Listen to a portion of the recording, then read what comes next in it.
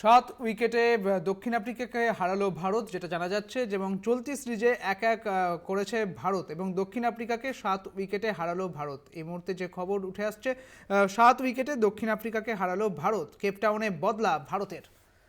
যে চলতি সিরিজ চলছে তাতে 1-1 হয়েছে এবং এই সিরিজেই কিন্তু 7 উইকেটে দক্ষিণ আফ্রিকাকে হারালো ভারত।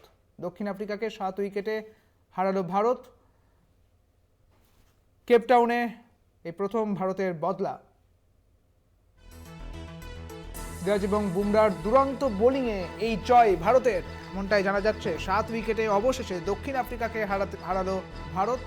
সিরাজ এবং বুমরার দুরন্ত বোলিং এবং তার ফলাফলই এই জিত বলেই মনে করা হচ্ছে। চলতি সিরিজে 1-1 এই মুহূর্তে। আমাদের সঙ্গে রয়েছেন আমাদের প্রতিনিধি জয়জ্যোতি ঘোষ। জয়জ্যোতি, 7 উইকেটে দক্ষিণ আফ্রিকাকে হারাতে পারলো ভারত, কি বলবে?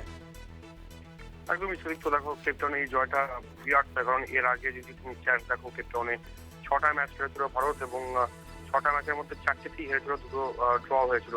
তাই এই জয়টা একটা অবশ্যই ইতিহাস তৈরি হলো আজকে কেপটাউনে। প্রথমবারের জন্য ভারত টেস্ট ম্যাচ জিতছে এবং টেস্ট সিরিজটাও কিন্তু জিততে পারতো যদি প্রথমেই ভারতীয় দল যখন আসতো একটা প্র্যাকটিস ম্যাচ খেলে যদি নামতো তারা প্রথম টেস্টে।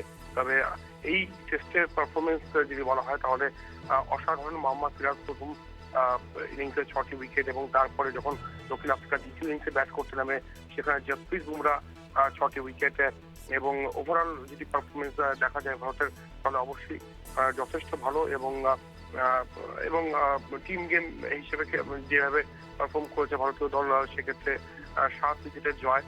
আর যদি সিরিজ বলি তাহলে ডিন এলগারের সেই যে ইনিংসটা, সেঞ্চুরিয়ানের যে ইনিংসটা ডিন এলগার খেলেছেন সেটা কিন্তু ভারতকে এই সিরিজ জয় থেকে আটকে দিল বলা যেতে পারে।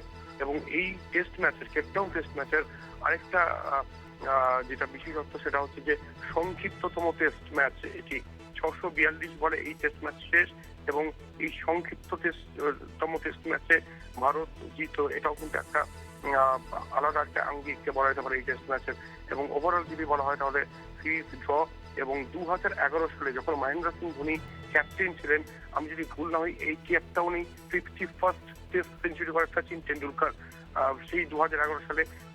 এবং সেই সিরিজে ভারত সিরিজ ড্র করে এবং 2011 পর আবারও এই 2024-এ প্রথমে এসে কিন্তু ভারত সিরিজ ড্র করলো।